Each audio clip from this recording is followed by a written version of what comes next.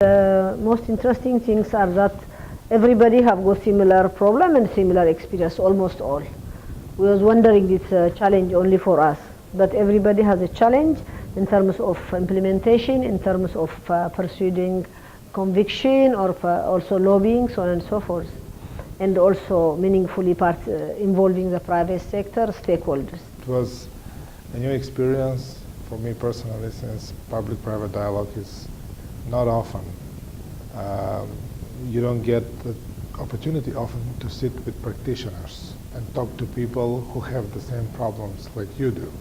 Otherwise, theory is always great, but in practice it's always a challenge. So it's great to see that other people have the same problems as well. It's very comforting for us. I was quite impressed by the number of people participating at the workshop. It's not just the number of people, which is just like impressive. It's also the composition. I think the Iraq delegation found the workshop particularly useful in terms of learning from other countries, learning good practices, what's worked, what hasn't worked, improving our understanding of how public-private dialogue has been implemented in other countries. And I think thirdly also just seeking advice from people on specific issues and specific projects that we're currently focusing on.